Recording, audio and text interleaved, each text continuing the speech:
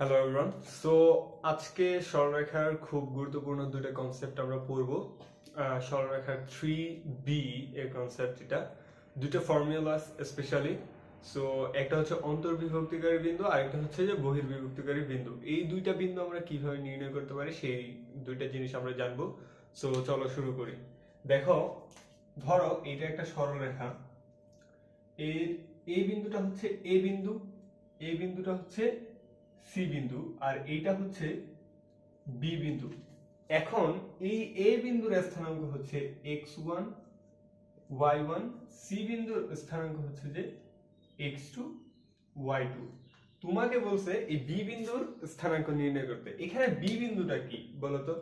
এই বি বিন্দুটা কিন্তু এ এবং সি বিন্দুকে কি করছে? বিভক্ত করছে। বিভক্ত করছে না? অবশ্যই বিভক্ত করছে। তাহলে কিভাবে বিভক্ত করছে? অন্তর্বিভক্ত করছে নাকি বহির্বিভক্ত করছে? দেখো, যেহেতু এ ও সি এর মাঝখানে আছে, তাই বি বিন্দুটা এ ও সি সরলরেখাকে কি করছে? এসি সরলরেখাকে কি করছে? অন্তর্বিভক্ত করছে। এখন তোমাকে বললো যে বি বিন্দুর স্থানাঙ্ক হচ্ছে এক্স ওয়াই। তো তোমাকে বলছে কি এক্স ওয়াই নির্ণয় করার জন্য। তাহলে কিভাবে করবা? দেখো, এক্স ওয়াই নির্ণয় করার সূত্রটা খুবই ইজি। তুমি দেখো এক্স ইকুয়ালস টু, তুমি এখানে লিখবা। দেখো, আমরা এখানে আরেকটা বিষয় জানি, সেটা হচ্ছে ধরো এখান থেকে এখানে এইটা হচ্ছে যে m1, এটা হচ্ছে কি m1, আর এখান থেকে বি এবং সি, এ বি হচ্ছে m1 এবং বিসি হচ্ছে কি m2। m1 m2 কি?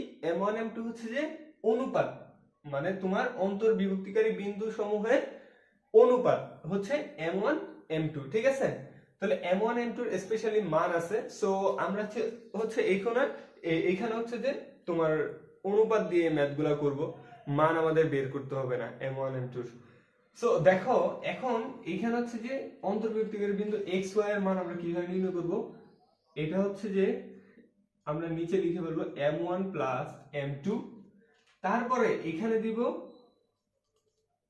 m1 প্লাস দিব, এখানে দিব m2। তাহলে এই যে ব্ল্যাঙ্ক যে জায়গাগুলো আছে এইগুলাতে কি দিব? দেখো, m1 এর সাথে দিব আমরা x2 এবং m2 এর সাথে দিব x1। বুঝতে পারছো? এই m1 এবং m2 কি বলছি? অনুপাত, বিভক্তিকারী বিন্দু সমূহের অনুপাত, ঠিক আছে? তাহলে এইটাই হচ্ছে আমাদের x নির্ণয়ের সূত্র।